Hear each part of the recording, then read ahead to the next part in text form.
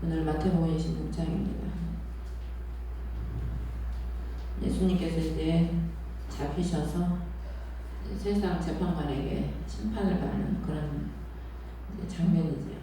우리 예수님께서 세상에서 심판을 받은 것은 세상을 심판하려고 심판을 받은 겁니다. 그래서 이들은 예수님을 자기들이 심판하는 것 같았고 자기들이 승리한 것 같았지만은 결국에 예수님은 그들을 사랑으로 심판을 하는 거죠. 그래서 우리가 세상은 힘으로 이기고 자기 지혜로 이기고 자기 방법으로 상대방을 심판해서 이기려고 하지만 우리 하나님의 방법은 사랑으로 심판해서 이기는 거죠. 사랑. 그래서 복음이 땅끝까지 증거하게 되고 전파되는 것도 다 예수 그리스도의 사랑으로 된 겁니다. 사랑으로. 그래서 26장에는 보면은 왕을 죽이려고 하는 음모가 이제 먼저 나오는데 여기 예수님 2절에 보면은 사람의 아들이 배반을 당해 십자가에 못 박히리라. 여러분 모르는 사람한테는 저 사람이 나를 배반했어 이런 소리 안 하잖아요. 그렇죠? 아니 모르는 사람한테 무슨 배반을 당하겠어요. 가까운 사람, 믿었던 사람 그런 사람이 나를 배신할 때 그게 배반을 당한다고 그런 말을 표현을 하는 거죠. 그래서 이제 배신은 믿음이나 의리를 저버리는 행위고 배반은 믿음이나 의리를 저버리고 완전히 돌아서는 게 배반이라고 합니다. 그러니까 배신과 배반이 비슷한 것 같은데 약간 다르죠. 배신을 했어도 또 돌아오는 경우가 있는데 배반을 해고 이제 완전히 가버리면 돌아올 가능성이 없는 거죠.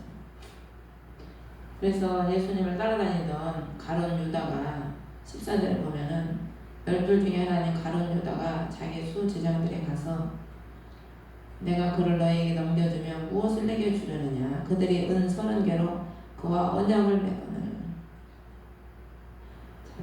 가롯이라는 이 의미가 그리옷 사람이라는 건데 가룟 유다라는 게 그리옷이라는 의미가 암살자, 가짜, 거짓말쟁이, 위선자, 검을 소유한 자 이런 의미 여러 가지 의미가 있어요.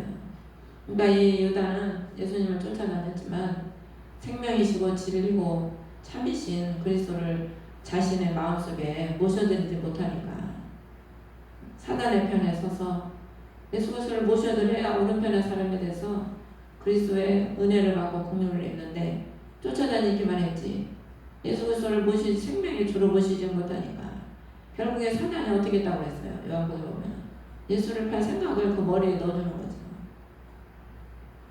그래서 사단의 앞잡이가 돼서 예수님을 배반하고 팔고 거짓의 앞잡이가 되는 거죠. 그러니까 우리가 신앙생활을 한다고 교회를 왔다 갔다 해도 생명이시고 진리이신 예수 그리스도를 온전히 모셔서 그분으로 내 안에 충만하지 못하면 마귀는 늘 우리 안에 자꾸 부정을 넣어주거든요. 의심을 넣어주고 부정을 넣어주고 거기에 그냥 딱 잡혀버리면 그게 더 충만해버리면 은혜보다 부정된 거 거짓된 게 더 충만해버리면 거기에 넘어가는 겁니다. 그래서 영원한 언약의 생명이신 그 귀하신 예수님을 못 알아보고 이 눈이 소경이니 영의 눈이 못 뜨고 관심이 돈에만 있고 세상 명예만 있고 관심이 자기가 추구하는 거에 따라서 관심이 달라지고 추구하는 걸 사람은 보게 되거든요. 그러니 그 영원한 생명이신 예수 그리스도를 은 30냥은 그 당시 종의 몸값이 종의 몸값 그 싼 종 한 사람의 몸값에 팔아서 언약을 해버리는 거예요. 이제 언약을 해버렸기 때문에 언약을 맺어버렸잖아요. 깰 수가 없어요. 그러니까 이 가룟 유다는 사단하고 완전히 언약을 맺어버린 걸 의미하는 겁니다. 영원한 생명이신 예수 그리스도 언약을 맺어야 되는데 그렇지 못하고 사단과 언약을 맺어버린 거죠. 참 안타까운 일이죠. 그래서 오늘날에도 우리가 참 돈 때문에 하나님 말씀을 버려버리고 자신의 욕심 때문에 하나님 명령을 가볍게 버려버리고 어겨버리고 이런 모든 것들이 결론적으로 보면 다 예수님을 배반하는 행위입니다. 결론적으로. 그래서 그 불치 도시라고 언약을 맺는 거야. 예수님 말씀을 저버리고 물질하고 언약을 맺는 거지. 물질이 자신한테 우상이 돼서. 그러니까 어떻게 돼요? 그가 그때부터 그분을 배반하여 넘겨줄 기회를 엿보더라. 이미 약속을 해버렸어. 언약을 해버렸기 때문에 이제 돌이킬 수가 없는 거죠. 후시탐탐 어떻게 하면 예수님을 팔아넘길까? 어떻게 하면 이제 빨리 넘겨줘야 예수님한테 돈을 받으니까. 우리가 예수님을 통해서 예수를 팔아먹어가지고 돈을 거둬들인 사람이 얼마나 많습니까? 예수님의 이름을 팔아먹어가지고 자신의 유익을 위해서 돈을 거둬들이는 거예요. 참 가지가지예요. 이단들도 봐요. 얼마나 가지가지로 속여서 돈을 긁어내고 자기 수하에 복종하게 만들고 세뇌를 시켜가지고 어린아이 때부터 세뇌를 시키더라고. 유튜브에 어떤 외국에서 우리나라 사람이 이단을 만들어놨는데 아주 유치원 어린 여자에서부터 세뇌를 시켜가지고 자기 그 교주를 신랑님, 남부님이라고 부르더라고.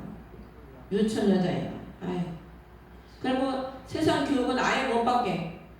자기 학교, 거기 단체 학교에만 보내고 중고등 여자애들이 교복을 입고 우리 남부님, 우리 신랑님 막 이래가면서 아이돌이 노래하듯이 춤춰가면서 노래를 해요. 참, 내가 그걸 보고 아이고 어쩌다 이렇게 세상이 이렇게 된다. 다 그 사람들을 자기 신부 삼는 거야. 자기가 하나님이라고. 그래서 그냥 더러운 사단이죠. 더러운 사단에 잡혀서 그냥 거기 복종하게 만들고 몸과 마음과 돈을 다 바쳐서 참. 그러니까 마귀하고 마귀에 그렇게 잡혀버리면은요, 예수님의 이름을 팔아야 그들이 거기에 꼭꼭 넘어가거든. 그 하나님의 이름에 능력이 있어서 배반해서 넘겨줄 기회를 엿보더라.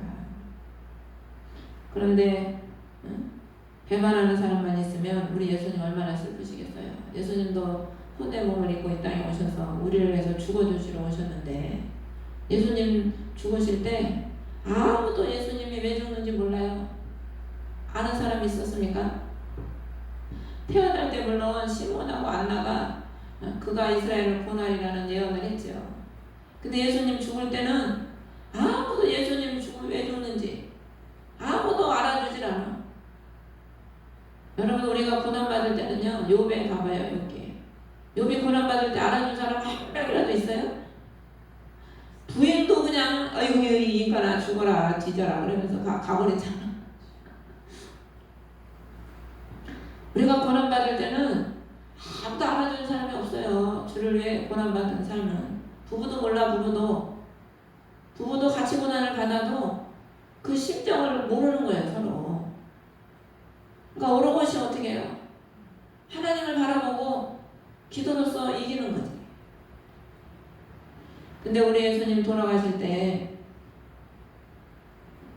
복음서에 보면은 예수님이 사역 초기에 죄인인 여자가 옥합을 깨뜨려서 그 예수님 발에 붓고 눈물로 씻었고, 그리고 사역 예수님 돌아가시기 전에 그 베다니에서 그 나사로 살아나서 잔치할 때 나사로의 그 누이 마리아가 옥합을 깨뜨렸어요. 2번을 깨뜨린 거야. 2번. 2 여자가. 그래서 예수님 돌아가시기 전에 한 여자가 매우 귀한 향료를 담은 옥합을 가지고 와서 그분 앉았을 때 머리에 그것을 붓고 붓잖아요. 그러니까 예수님이 내 장사를 위함이다. 그녀가 내 장사를 위해서 향료를 내 몸에 부었다. 예수님의 죽으심이 얼마나 귀합니까? 온 인류를 위해서 자신의 몸을 제물로, 어린 양으로 제물로 바쳐서 죽으시는데 아무도 알아주지 않아. 근데 하나님이 그 죽음이 얼마나 귀한 죽음인지를 우리에게 알게 하기 위해서 그 여자의 마음을 감동시켜가지고 그 자신의 가장 귀한 그 향료를 예수님께 붓는 거죠. 그래서 이 여인을 기념하라. 여러분 배반하는 자도 있지만 자신의 온 것을 다 희생해서 그리스도의 죽음을 위해 바치는 자가 있는 거예요. 그런 사람은 드물죠. 많지는 않죠. 그래서 하나님이 배반하는 자도 있지만 이런 그리스도의 죽음을 장사를 위해서 기념하기 위해서 그 죽음이 얼마나 아름다운 죽음인지 왜 향료를 부었겠어요?